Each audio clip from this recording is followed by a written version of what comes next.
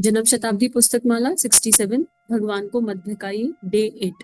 परम पूज्य गुरुदेव वंदे माँ की दिव्य ऊर्जा को अंतस में धारण करते हुए समूह की दिव्य शक्ति के भाव को जीवंत अंतस में रखते हुए सभी से एक प्रार्थना के इस स्वाध्याय के माध्यम से जो भी चिंतन गुण कर्म स्वभाव में बदलाव आ रहा है उसको हम पूर्ण रूपेण जिए और इस स्वाध्याय को इन ऑडियोज को ज्यादा से ज्यादा लोगों तक पहुंचाए। हम लगातार लोगों को समझाते रहें, बताते रहें कि हमें वो देखना है, उस कंटेंट को देखना है, उस कंटेंट को सुनना है जो हमारे जीवन में बदलाव कर सकता है, जो हमारे चिंतन में, हमारे चरित्र में, हमारे परिवार में बदलाव कर सकता है। और वो केवल हमारे ऋषियों की लेखनी है, संतों की लेखनी है, वो केवल जीवंत दिव्य किताबें हैं। और उसी क्रम को आगे बढ़ाते हुए परम पूज्य गुरुदेव ने कहा कि वैज्ञानिक युग आया, बहुत सारे आविष्कार हो गए और इतने आविष्कार हुए कि क्या ही कहने, लेकिन उनसे शांति नहीं आई, उनसे सुविधाएं, इतनी सुविधाएं आ गई लेकिन पीड़ाओं का अंत नहीं हुआ। क्यों नहीं हुआ पीड़ाओं का अंत? इतनी सुविधा है, हम इतने, हमारे से जो पहला वाला समय है जब हम छोटे होंगे, हम उसी समय को याद कर ले जो 80 के दशक का समय रहा था। उस समय में ना मोबाइल नहीं होते थे, लैंडलाइन फोन भी बहुत कम कम लोगों के घर में होते थे, कलर टेलीविजन नहीं होते थे, किसी एक घर में होगा तो होगा और समूह में लोग साथ में बैठ के देखा करते थे। और ये जो मशीन सब आ गई है, हर चीज की मशीन है आज की डेट में। आटा गूंथने की मशीन है, मसाज करने की मशीन है, बालों को ड्राई सुखाने की मशीन है, और किचन में तो जाने कितने अप्लायंसेस आ गए हैं। तो जब ये सब आया तो हमें ज्यादा सुखी होना चाहिए। हमारे परिवार छोटे हो गए हैं, संयुक्त परिवार से हम एकाकी परिवारों में आ गए हैं, तो प्रॉब्लम्स कम होनी चाहिए, लेकिन उल्टा हो रहा है। ये पीड़ाएं जो हम पहले झेल रहे थे, जी रहे थे, अब उनसे कई गुना ऊंची पीड़ाएं जी रहे हैं और सुसाइड रेट बढ़ गया है। और नई नई बीमारियां इजाद हो गई है, एंजाइटी, डिप्रेशन, ये तो ऐसे कॉमन शब्द हो गए हैं जो हर बच्चे बच्चे की जबान पर है। ये शब्द ऐसे कॉमन शब्द हो गए हैं। क्या क्या कारण है? कारण ये है कि हमने जिस सुख सुविधा को बाहर की ओर खोजा और उसके चलते आविष्कार पर आविष्कार करते चले गए, वो सुख सुविधा भीतर की ओर थी। पीड़ा का जन्म कहाँ से हो रहा है? जब तक हम उस जन्म लेने वाले मूल को, उस जड़ पर काम नहीं करेंगे, पीड़ा का शमन नहीं हो सकता। तो हमको ये देखना है कि हमारे जीवन में आज की डेट में क्या पीड़ा है। हमें भावनात्मक तकलीफ है, वैचारिक तकलीफ है, या दैहिक तकलीफ है? और फिर वो तकलीफ की जड़ क्या है? देखो, दैहिक तकलीफ है कि मेरे पैर में दर्द हो रहा है, ये एक दैहिक तकलीफ है। तो क्या पैर में दर्द हो रहा है मात्र ये सोचने से पैर का दर्द ठीक हो जाएगा? नहीं होगा। हमको ये जानना पड़ेगा कि ये पैर में दर्द के कारण क्या क्या है।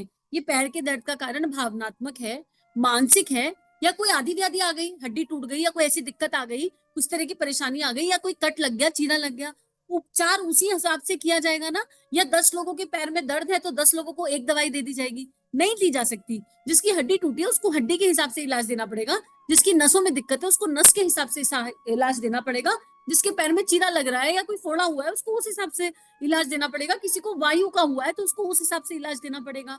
जब एक पैर के दर्द के इतने सारे इलाज अवेलेबल हैं, तो हम कैसे ये सोच रहे हैं कि पीड़ा जो अंदर से उठ रही है उसका इलाज या आधुनिकरण हो सकता है, ये वैज्ञानिकरण हो सकता है?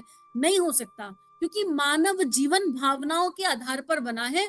हमारा मूल भावनाएं हैं, और ये दर्द जो आया है इसके आने का कारण यही है कि भावनाओं को कोई किसी की स्पर्श नहीं कर पाया, भावनाएं अछूती रह गई। एक ही घर में, एक ही रूम में 5 लोग होते हैं और वो पांचों लोग अपनी अपनी दुनिया में होते हैं, एक दूसरे की दुनिया में प्रवेश करना नहीं चाहते हैं। अपनी वो दुनिया एक डिब्बे में फिक्स हो गई है। जिस मोबाइल का इन्वेंशन हुआ था मिलनसार दुनिया क्रिएट करने के लिए, मोबाइल का इन्वेंशन हुआ था कि लोग एक दूसरे से दूर हैं नौकरियों के चलते, बात करना आसान हो जाएगा, सरल हो जाएगा, तो चलो ऐसा करते हैं कि मोबाइल ले आते हैं। It was a very beautiful invention, yet it is a very beautiful invention. लेकिन अगर उस मोबाइल को केवल मोबाइल रहने दिया जाता, उसे केवल इनकमिंग और आउटगोइंग के लिए रहने दिया जाता, तो वो शायद सहयोग करता। लेकिन हमने क्या किया, उसमें इतना एड ऑन डाल दिया, इतना एड ऑन डाल दिया, इतना एड ऑन डाल दिया कि सारी दुनिया मोबाइल के अंदर समा गई, सारा ब्रह्मांड मोबाइल में समा गया, और जो हमारे आसपास की दुनिया थी वो कहीं लुप्त होती चली गई। हम एक दूसरे की भावनाओं को जानना और समझना भूल गए। तो फिर पीड़ा जब भीतर से आई है तो समाधान भी तो भीतर से निकालना पड़ेगा। तो गुरुदेव ये कह रहे हैं कि पहले जमाने में क्या होता था, पहले कहीं सूखा और अकाल पड़ता था तो 100-200 मील दूर पर रहने वालों को भी उनकी खबर नहीं चलती थी। फलस्वरूप जरा से अधिक बारिश होने पर फसलें बिगड़ जाने से एक क्षेत्र के लोग भूखे मर जाते, तो दूसरे क्षेत्रों में अन्न की प्रचुरता रहती। आज दुनिया के किसी भी कोने में अकाल पड़ता है तो यातायाती इतने साधन बढ़ गए कि दूसरे कोने में सहायता पहुंचाई जा सकती है।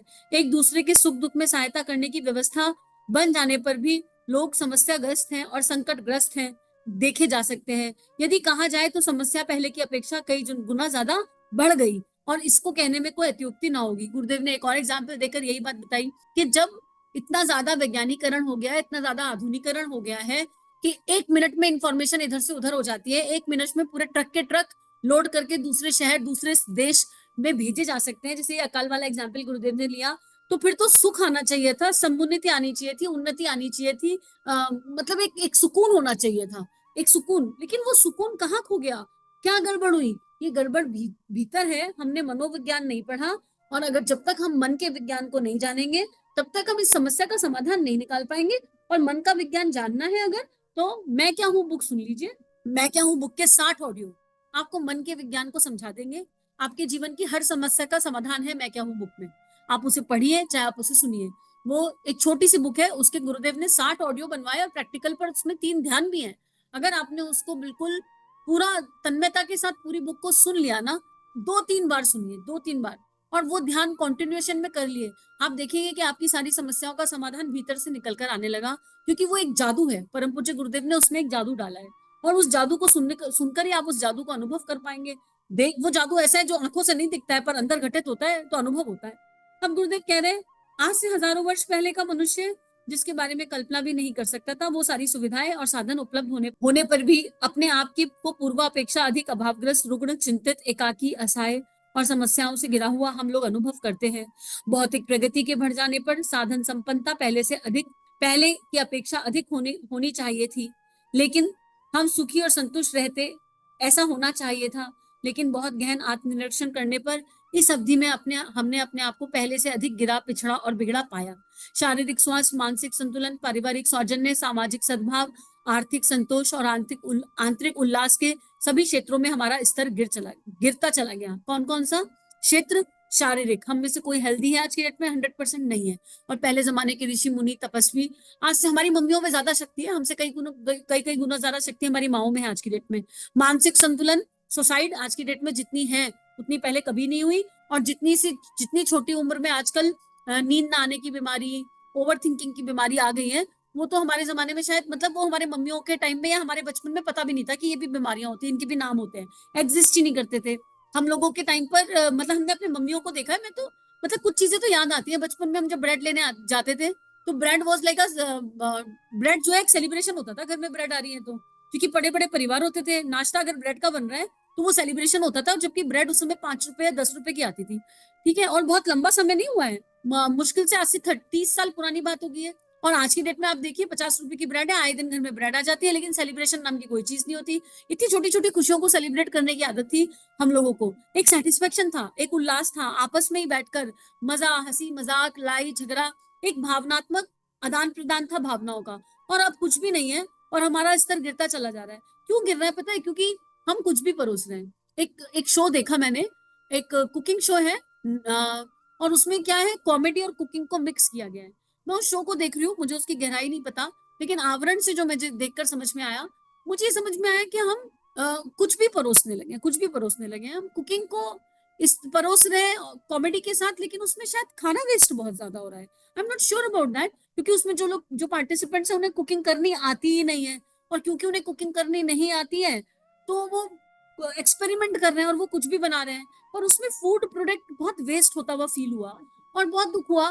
प्रॉब्ली उस शो को टीआरपी मिल जाए, उस शो से लोग हंसने लग जाए, हो सकता है बहुत कमाए, सब कुछ है, लेकिन बेसिक चला गया, बेसिक चला गया। हमने इतना अन्न बर्बाद कर दिया। अगर अन्न बर्बाद हो रहा है और नहीं हो रहा तो उससे अच्छी कोई बात ही नहीं है, फिर तो हमने सब कुछ परोस दिया। लेकिन जो बाहर से देखकर समझ में आया वो यही समझ में आया कि so much wastage, so much wastage. अगर ये वेस्टेज हो रही है तो इट इज पेनफुल, पर हमको उतना सूक्ष्म पर सोचना पड़ेगा, हमको उतना बारीकी से सोचना पड़ेगा कि हम अपनी उन्नति के लिए ऐसा कुछ ना करें कि हम प्रकृति का, पंच तत्वों का दोहन करें। हमारे पास अगर आज पैसे हैं, हम किसी भी वर्ग में हैं, बिजनेस कोई छोटा या बड़ा नहीं होता, लेकिन अगर मेरे पास 4 पैसे हैं तो ये मेरी चॉइस होगी कि मैं चाहूँ तो एक मतलब अपनी सोच की बात है कि हमारे पास कम है तो हम चाहें तो एक पार्ले जी की शॉप खोल लें, हम चाहें तो उससे पान मसाला भी बेच सकते हैं, कि हमारे पास बहुत ज्यादा लागत नहीं है। जो ये लोग जो सड़कों पर भाई बहन रहते हैं, जिनको बहुत प्रॉब्लम्स है, बहुत पीड़ा है, लेकिन ईमानदार है, कमा कर खाना चाहते हैं, तो वो चाहे उनको बेसिक इन्वेस्टमेंट मिली, उस बेसिक इन्वेस्टमेंट से वो मैगी की शॉप खोल सकते हैं, वो चाय की शॉप खोल सकते हैं, चाय की टपरी खोल सकते हैं, या बहुत सिंपल सैंडविच बंद मस्का की शॉप भी खोल सकते हैं। लेकिन वहीं पर वो बीड़ी की शॉप भी खोल सकते हैं, सिगरेट की शॉप भी खोल सकते हैं, और पान मसाले की शॉप भी खोल सकते हैं। ये जो सूक्ष्म सोच है, ये डेवलप करनी है कि 4 पैसे शायद बीड़ी सिगरेट पान मसाले में ज्यादा मिल जाएंगे, हो सकता है ज्यादा मिल जाए, लेकिन हम विष बांट रहे हैं, जहर बांट रहे हैं। हमें इस जहर को बांटना बंद करना पड़ेगा, बहुत माइनर स्केल पर, बहुत सूक्ष्मतम स्केल पर। नहीं तो क्या होगा, हम मनोविज्ञान में फेल हो जाएंगे, और मनोविज्ञान में फेल हो जाएंगे तो आज से 10-15 साल बाद और प्रगति होगी और उन्नति होगी, और ये उन्नति हमारी भावनाओं को खोखला कर देगी, क्योंकि हम अपनी भावनाओं को नहीं समझ पाएंगे, हम जीते जागते रोबोट हो जाएंगे। और गुरुदेव उसी की तरफ इशारा कर रहे हैं कि इस दृष्टि से आज की सुविधा संपन्न, पूर्व काल की सुविधा संपन्न परिस्थितियों की तुलना की जाए तो यह भी लगता है कि उस सुविधा भरे समय में आज निवासी एक दूसरे के साथ बात करते थे और बहुत अनंत गुना सुखी थे, संतुष्ट थे। तब की और अब की परिस्थितियों में साधन सुविधा की दृष्टि से भले ही विकास हुआ हो, परंतु सुख शांति की दृष्टि से पतन ही हो गया है। एक कारण ये भी है जो समझ में आ रहा है मोटा मोटा, कि पहले ना हर चीज हर किसी के पास नहीं होती थी, तो हमारा भावनाओं का आदान प्रदान और संवाद होता था, एक दूसरे से बात करते थे, एक दूसरे से संवाद करते थे। किसी के घर में आटा खत्म हो गया तो किसी से मांग लाओ, चीनी खत्म हो गई तो मांग लाओ, किसी के घर आलू खत्म हो गए तो इससे मांग लाओ। मतलब एक मिलजुल के, एक परिवार के जैसे एक बाटा सिस्टम वाले स्टाइल में चीजें चलती थी।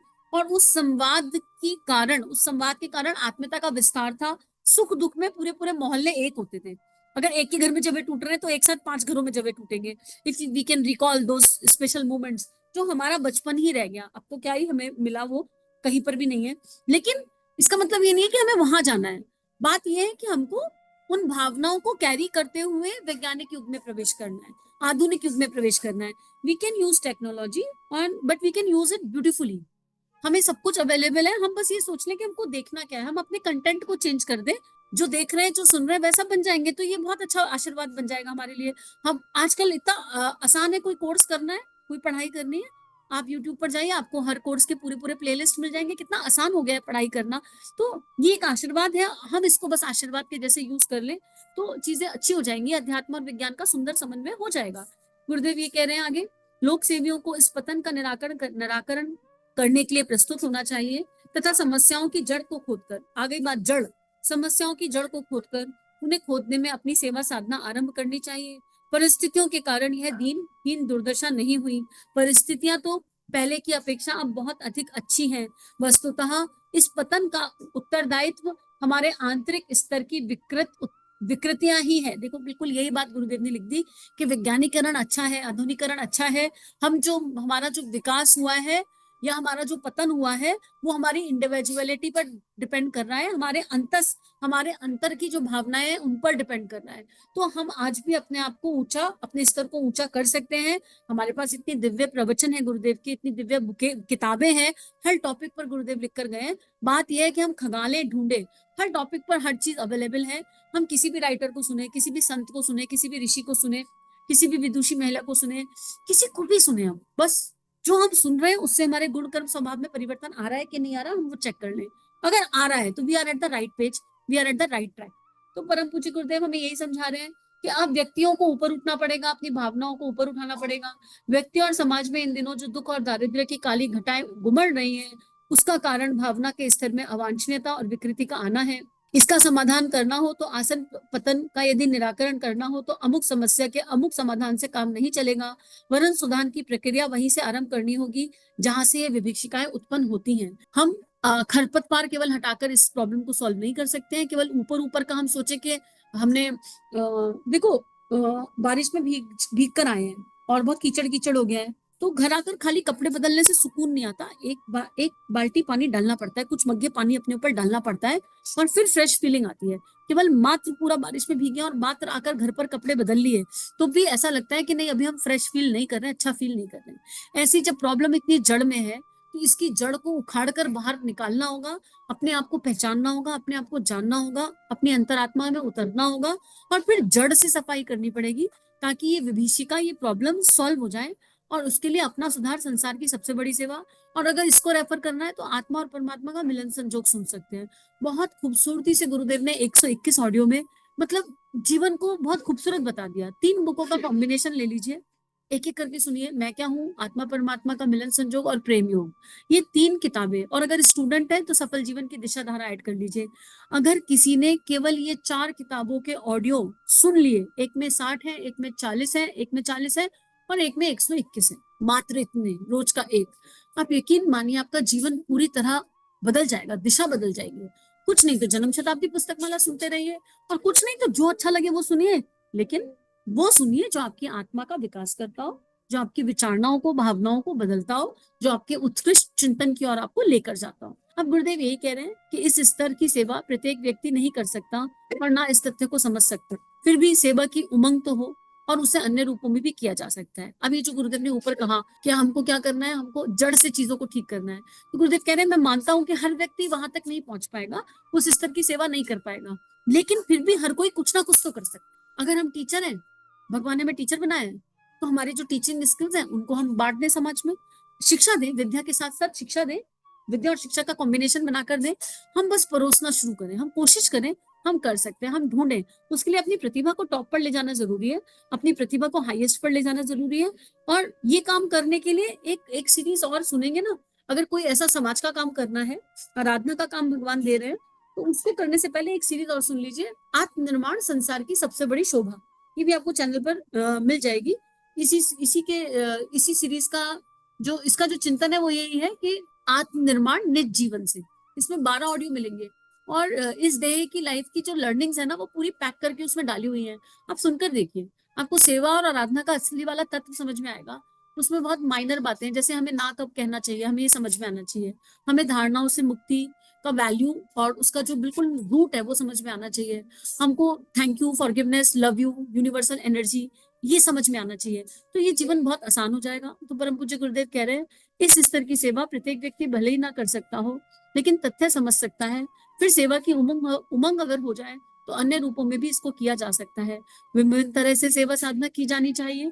मोटे रूप में इन सेवाओं को जन जीवन की जटिलताएं सुलझाने, सुविधाएं बढ़ाने, पीड़ा के निवारण करने के लिए विभिन्न रूप में विभाजित किया जा सकता है। जो लोग जन जीवन की जटिलताएं और उत्पीड़न के कारण मानवीय स्तर में आई विकृतियों या पतन को मानवीय स्तर में आई विकृतियों और पतन को मानते हैं, वे इस महत्वपूर्ण कार्य में लगे हुए हैं। पर जिन्हें यह तथ्य ठीक से समझ नहीं आता और जो असुविधा तथा पीड़ा को ही मनुष्य व समाज की मुख्य समस्या मानते हैं, वे उस स्तर की सेवा में लगते हैं। वह सेवा भी प्रशंसनीय और सराहनीय है। आज की बात समाप्त। देखिए गुरुदेव ने इस बुक को पूर्ण वहीं पर किया, अध्यात्म और विज्ञान के मिलन पर।